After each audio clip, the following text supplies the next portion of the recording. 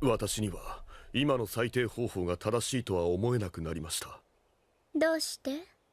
極限状態はもともと人間にあった心の闇を見るものではなく、むしろそれを作り出す手段なのではないでしょうか。 Hey guys, Kurokami here, and I've had a very long and terrible day, so sorry that this is a bit late. But you know what, this episode actually really cheered me up, so I'm glad that I still got the time to be able to do a review for it. So this is my review for episode 10 of Death Parade.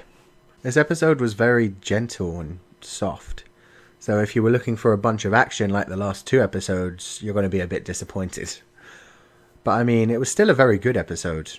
I enjoyed it. Like, the woman being judged is a very sweet soul, so yeah, the tone really suited the episode. So without spoilers, yes, this episode is really good.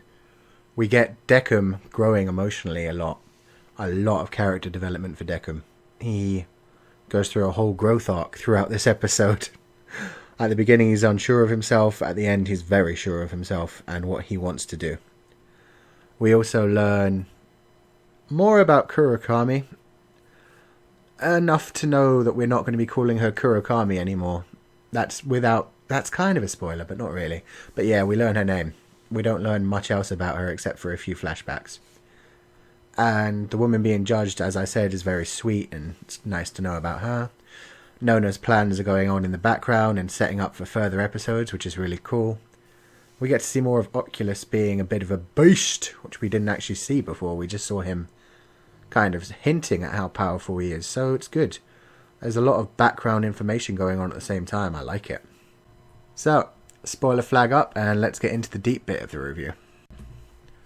Decim had this whole emotional scene where he stood up and said, basically, he thinks that arbiters need to have human emotions. He was saying he thinks arbiters should work hand in hand with humans to be able to judge humans because arbiters don't have emotions, and he decided they need emotions. It's funny because he asked Kurokami to tell him everything, which is probably going to involve her past and emotions and how emotions work, and he's trying to figure out how to get emotions inside himself so that he can become a better arbiter. Little does he know, he already has them. And so he just needs to kind of understand them a bit more. I mean, he's like a child right now. He's only 7 years old, so give it a bit of time. So the woman that we had come to the bar today was named Uemura Sachiko. And if you watch Death Billiards, she's actually the wife of the man that was being judged in Death Billiards by Decim. Which is actually kind of sweet that Decim managed to judge both of them. And spoiler flag's already been up, so fuck it. She ended up being reincarnated, whereas he actually opted to go for the Void Door to save the other young man he was being judged against. Which is a bit odd considering what we've been learning in Death Parade so far, that you can actually have two go to reincarnation and two go to the Void, and it's a bit weird that he got sent to the Void despite being such a gentle soul, really. Either way, she was a very sweet old woman. We found out a bit more about her and her husband's past. They'd never had children. She was a mangaka, and I think when it started everybody was pretty much expecting her to be the illustrator of Chavo, which it turns out she wasn't. But I mean, that's good bait and switch right there.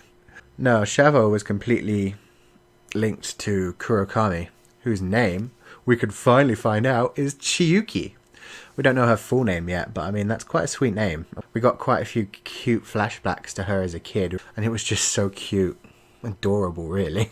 While the judging process was going on, which was a very simple one this time, they played a game of Old Maid. The old woman won very quickly. She was very sweet and jokey, and she found out that she was dead long before the game ended. It was very interesting. And she had this really sweet moment when she remembered all her memories, when she talked about her past life and she said, "Hey, I've lived a good life." Decim was like so thrilled by that. I mean, he's always said he has respect for humans that have managed to live good lives. And in this case, he met someone who actually said themselves, "I've lived a good life." And he was quite happy with her. I think he would have been sending her to the reincarnation door just about anyway. So while that was going on, Nona was Nona was working on her plans to like mess around with Kurokami. She's now got a bag full of her memories, all of them. She's enlisted Quinn and Clavis to help her with her little plan. Whether they've known about Deckham having emotions from the beginning or not, we don't know. What we do know is Oculus has the power to read the memories of the other arbiters and the other people in the tower. So that was pretty cool. He turned his beard into a cool giant tentacle kind of thing. It was very Tokyo Ghoulish and Parasite-ish, actually. And it wrapped around Clavis's head and read all his memories. And we're not sure if he's been doing that from the beginning, but since he seemed to always know that Nona was up to something, he probably has been. Clavis didn't remember his memories being read at all either, so he's getting away with it. And that's fine. He doesn't seem to have any problem with it going on.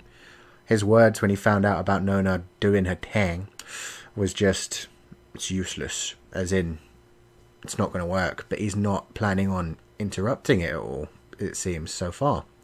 Which is cool. Now, after the credits, what we saw was Ginty playing with his little water magic. And I'm not sure exactly what he was doing.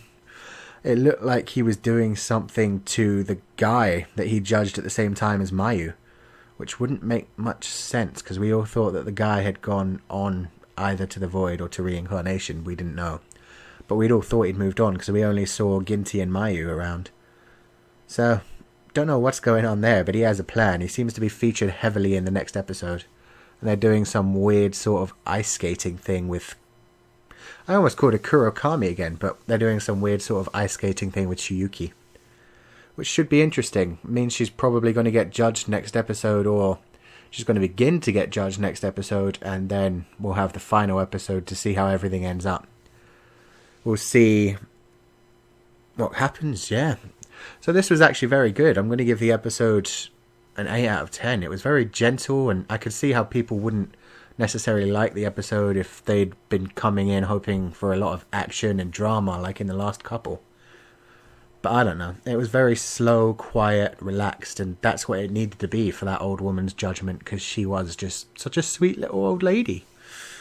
So yeah, it was good. And in the meanwhile, we had everything being set up for the ending, where we know Oculus is watching Nona, and Nona's planning on doing something with Kurokami's memories, either forcing them into Deckham or giving them back to Kurokami, Chiyuki, as she should now be called, but I'm still getting used to that. So yeah, thanks for listening to the end. Leave a comment to let me know what you thought, and like and subscribe if you haven't. I will see you next time.